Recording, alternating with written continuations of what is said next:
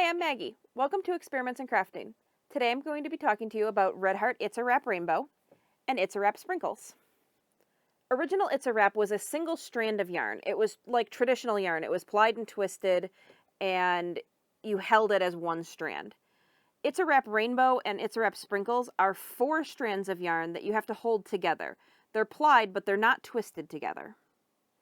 It's a Wrap Rainbow is 4 solid colors held together at the same time, and they change one of the yarns out as you're working along, and you get sort of a gradient effect. It's a Wrap Sprinkles has 3 solid colors plus 1 color changing thread in here. So it's always changing through the same color pattern, it looks like, but they're also changing the solid colors as you work through. And so there's sort of a sprinkled effect with the gradient. Each one of these balls is 150 grams. It's 623 yards or 570 meters. Each line comes in 8 different colorways. They each are made of 50-50 cotton polyester blends. Red Heart recommends that you use a G hook, which is a 4mm hook. There is a little bit of confusion. So the packages are labeled as a #1 superfine yarn. However, if you go on Red Heart's website or on Ravelry, they're both listed as a #2 fine weight yarn or fingering weight. So there's a little bit of debate, but as long as you're meeting gauge or you think that it's a recommended project for a fingering weight yarn, it'll probably work out just fine for you. The colorways that I have in front of me are Fiesta from the It's a Wrap Rainbow line, and then the rest of these are all It's a Wrap Sprinkles. I have Cupcake, Blueberry Tart, Plum Pudding, and Sundae. This plied but not twisted style of gradient yarn is becoming more and more popular. I see it a lot on Etsy, and there are a couple of international brands that you can get in the US still that supply this style of yarn. Red Heart is the only big box brand that I know of that has it. But really what it's trying to do is replace a hand-dyed indie gradient. So what people want is this nice, slow, gradual color change, and that's actually really difficult to do, and those yarns cost a lot. This gives sort of the same effect as you're wearing it. So just from a distance, this shawl just looks like a nice gradient yarn, but really it's 4 strands being changed very slowly across the course of the yarn to give you the same effect. I was able to work up a whole shawl with just 1 ball of It's a Wrap Rainbow in the colorway Sea Glass. This pattern is the Lace Labyrinth shawl by 10 Hours or Less, and you can see it really shows off the gradient really well.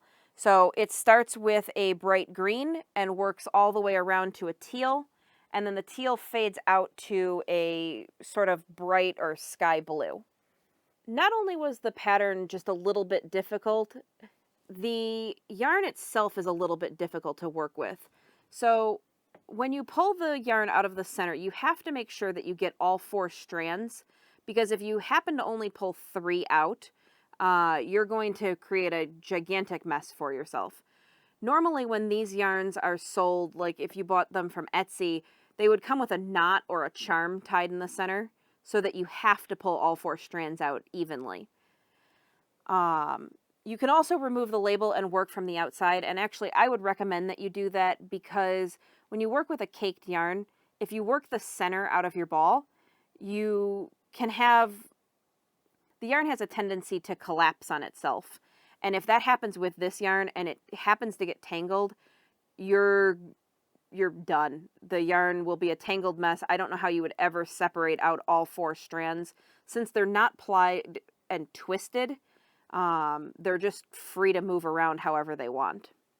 As you're working with this yarn, you can very easily miss part of the yarn or one of the strands as you're working, and you'll pick up 3 with your hook and miss one of them. And that can create little loops in your project. You should, if you can and you notice them right away, you should pull them back and fix that just by picking up all the strands. If you notice it later, sometimes you'll end up, what'll happen is you'll have 3 lines and then one of them will start to create a loop off to the side, and you don't think you missed any and you're not really sure what's going on. You can just sort of crochet over the slack, so you can kind of tuck it in a little bit as you're working. I think one of the things that happens when this yarn is made at the mill, sometimes you'll get varied tensions when they ply yarns. And you can have a little bit of slack that they didn't intend to be in there. And the best way is just sort of to try and even it out. I really hope I haven't scared you off of trying this yarn. Even if you don't feel like you're an advanced crocheter, or even if you're just a beginner, you really can use this yarn. You just have to be very careful to make sure that you're pulling 4 threads at a time and that you're not dropping any of your threads throughout your project. It really is a fun yarn to work with. It makes a nice light project. Because it's 50% cotton, it's really nice for the summer. And if you've been thinking about trying gradients, you want something lighter weight, you want to try a new shawl pattern, this is really a great option. A lot of times there aren't a whole lot of options in sock weight or fingering weight yarns available in the big box stores, and especially not gradients. So if you've been wanting to try out a shawl pattern that requires a sock yarn, or you really want to try a pattern that calls for a gradient yarn, but you don't really want to spend the money because you're not sure about the pattern or about working with a really expensive gradient, this is a great way to get started on that. If you end up making anything with this yarn, you can share pictures with me on Facebook or Instagram at Experiments in Crafting. If you have any questions at all about using this yarn, leave them in the comment section below. If you like this video, hit subscribe. Thanks for watching.